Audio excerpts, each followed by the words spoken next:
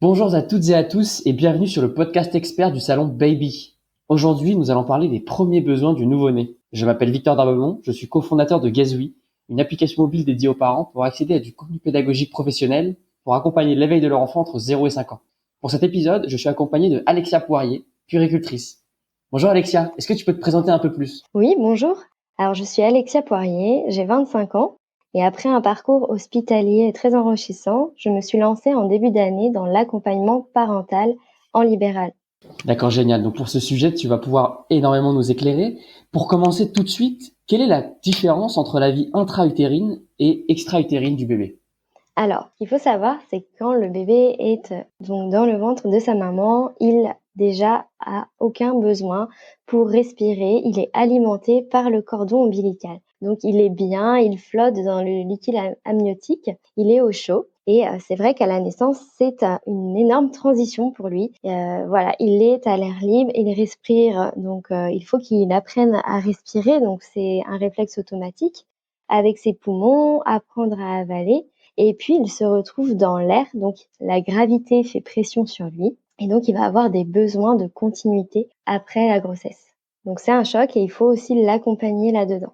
D'accord, ok. Donc les premiers besoins, pour être tout de suite répondre à notre question, quels sont les premiers besoins finalement de l'enfant au moment juste après la naissance? Alors, ses premiers besoins, je dirais plutôt quelles sont aussi ses premières compétences. Donc l'enfant a de multiples compétences et dès la naissance, il sait entendre, il entend très très bien et justement certains bruits un peu forts peuvent le faire sursauter parce que les bruits à l'intérieur du ventre sont souvent atténués. Il reconnaît aussi beaucoup l'odeur maternelle, les odeurs connues parce que le liquide amniotique sentait dans le ventre. Donc c'est les premières odeurs qu'il va le reconnaître une fois la sorti du ventre, on va dire.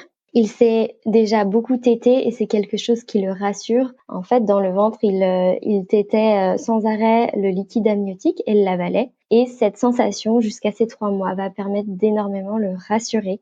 Au niveau de sa vue, il voit pas encore beaucoup. La nature est bien faite. Il peut voir à distance de bras. Donc, c'est-à-dire quand l'adulte se porte dans ses bras, il voit net. Au-delà, c'est un peu plus compliqué. Donc, quand on s'adresse à un nouveau-né, c'est bien de se rapprocher de lui pour le rassurer. Et ensuite, le bébé a des réflexes qu'on appelle automatiques archaïques. Donc, c'est ce qui permet de développer sa motricité au départ. Et puis, vers les 4 mois, il aura des mouvements qu'il contrôlera un peu plus, de plus en plus. Donc, il peut avoir des réflexes où il sursaute, ça peut le réveiller. Et après, je crois qu'on va évoquer tout ça pour pouvoir le rassurer. D'accord, c'est génial. Et donc par rapport à ça, pour assurer cette continuité, quels sont les moyens utilisés soit par les parents, soit par les professionnels? Ah donc ça va être surtout de tout mettre en place pour, essayer de retrouver ces sensations qu'il avait dans la poche, dans le liquide amniotique. Donc c'est un besoin pour lui, clairement, le bébé, il a besoin d'une proximité physique avec ses parents parce que, en proximité physique, on voit quoi? On ressent les odeurs, la voix, les battements cardiaques qui rassurent énormément, la chaleur des corps. Donc, premièrement, le fait de porter un enfant, souvent quand on porte un bébé, eh ben, il s'apaise tout de suite et il peut même s'endormir. Il faut pas culpabiliser parce que c'est normal, c'est un besoin jusqu'à ces 3 mois. Ils ont vraiment besoin de ça. Voilà, vous apprenez à les connaître, il ne vous connaît pas encore, voilà, c'est aussi, le début de la relation, on va dire. Donc le bercement aide beaucoup également à rassurer l'enfant. Voilà, pendant la grossesse, le bébé a un sommeil indépendant de celui de sa maman. Donc c'est-à-dire que, la maman va faire les courses et bah, le bébé peut très bien dormir pendant ce temps-là et lui, il est bercé par sa démarche. Donc voilà, tous les bercements vont rappeler ces sensations, de sécurité qu'il a eues 9 mois auparavant. Parce qu'il faut se dire que les souvenirs les plus importants qu'il a, quand il a 1 mois, bah, c'est ces 9 mois de vie antérieure. Voilà, 1 mois en vie, extra-utérine, c'est très peu et ils ont vraiment besoin d'être rassurés. La succion également, comme je l'expliquais auparavant, donc le bébé tète en continu dans le ventre. Donc sur les repas, la succion libère de l'endorphine chez le bébé jusqu'à ses 3 mois à peu près. Donc ça garantit un apaisement, mais entre les repas, le bébé peut aussi avoir un besoin de succion, donc il ne faut pas hésiter à mettre le doigt si vous allaitez à la demande et sinon une tétine peut être très bien utilisée. Parfois, donc je disais, il y avait le réflexe aussi de Moro. Quand votre bébé sursaute, ça peut le réveiller, ça peut être impressionnant pour lui, il n'a plus d'enveloppe, donc il peut se sentir perdu. Donc le fait d'être porté va permettre qu'il soit contenu. Et quand vous voulez le poser sur son dos, dans son lit, c'est aussi possible jusqu'à ces 3 mois de l'emmailloter. C'est quelque chose de faisable. Il y a beaucoup de formations qui permettent aujourd'hui de faire un emmaillotage en toute sécurité et ça répond aussi à son besoin d'être enveloppé, contenu. Et donc, pour un peu continuer là-dessus, pendant combien de temps environ cet accompagnement va se réaliser et jusqu'à quand peut-on utiliser finalement ces moyens? De toute manière, il n'y a pas un temps défini, ça dépend de chaque enfant. Voilà, il y a des bébés qui vont naître prématurément, donc aussi, ces besoins-là, ils seront plus importants. Plus on va se rapprocher de la naissance, de son âge auquel il aurait dû naître, plus il en aura besoin. Et puis progressivement, ça va se faire progressivement. En fait, ça va être votre bébé qui va vous montrer qu'il est plus rassuré, plus vous le posez, vers ses 4 mois et plus ce sera facile pour lui de se rassurer juste avec, une présence, des caresses. Au départ, il y a des bébés qui ont un fort besoin d'être portés.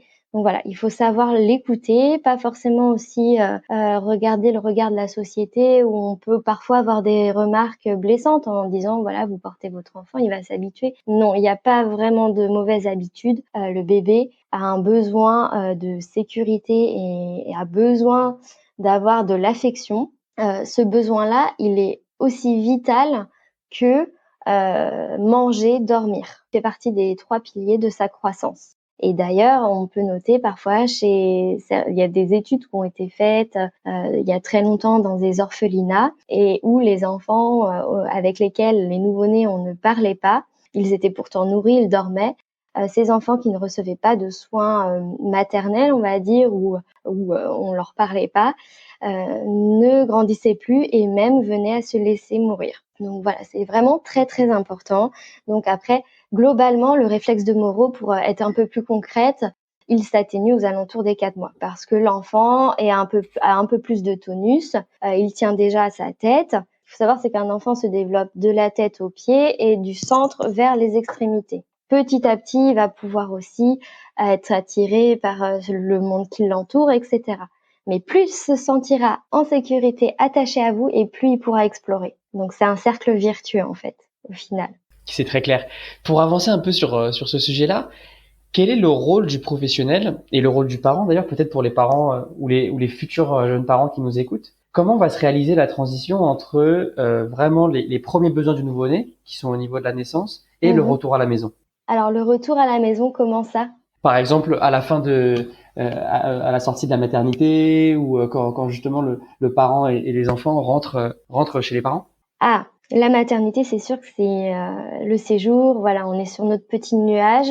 Il y a beaucoup, beaucoup de choses qui sont dites et puis au final, on garde pas trop en tête, les aspects techniques. Le plus important, c'est essayer d'être logique, de se dire que voilà, on ne naît pas parent, on le devient.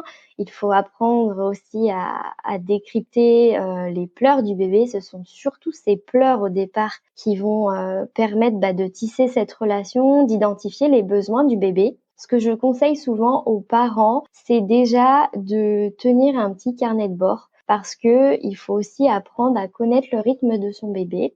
Donc après, il y a toujours un petit peu de théorie et il faut savoir s'entourer. Voilà, un bébé, les professionnels de la santé savent son rythme, donc un parent n'est pas censé le savoir. Mais avec quelques semaines de pratique, on va dire qu'il va connaître son rythme petit à petit. Un bébé, un nouveau-né à peu près, il a un temps d'éveil de 40 minutes.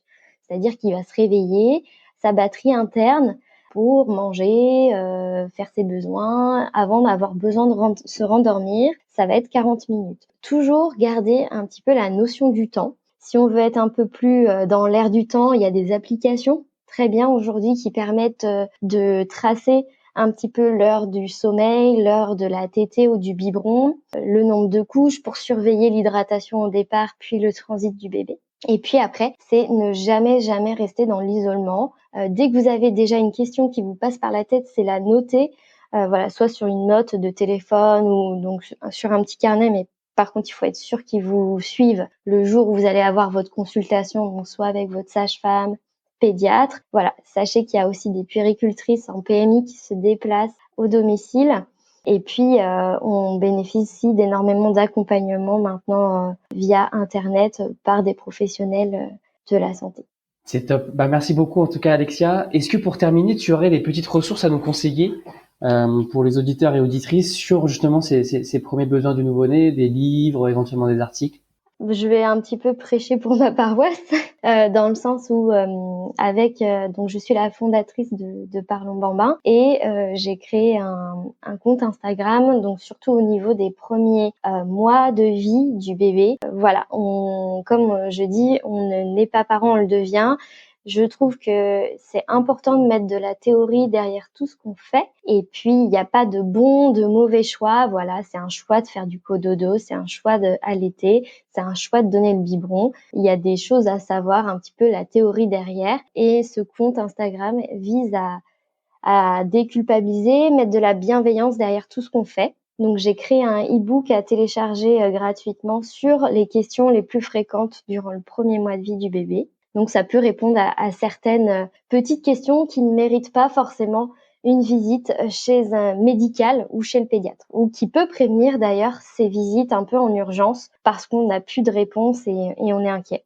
Voilà, et sinon après, les sages-femmes donc par, la sortie, Prado, donc c'est les sorties précoces à la maternité, sont là durant les 2 à 3 premières semaines de vie pour, pouvoir, avoir une personne en physique, avoir un suivi déjà, au niveau du postpartum et du bébé, notamment de la prise de poids.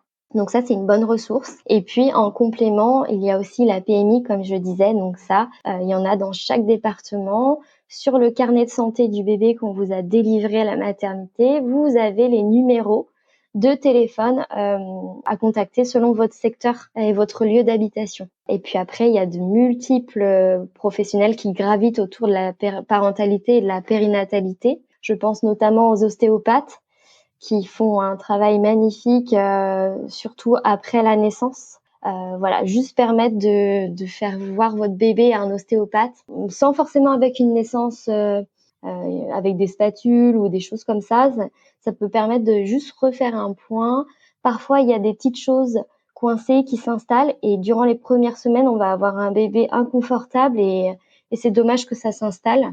Donc voilà, ça peut être pas mal d'avoir un regard global aussi sur son bébé.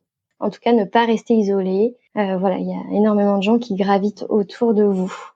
C'est génial. Bon bah merci beaucoup en tout cas, Alexia, pour ces petits conseils et ces éclaircissements sur les premiers besoins du nouveau-né. Ah, de Et rien. on se dit à bientôt au Salon Baby du coup. Ah bah oui, avec grand plaisir.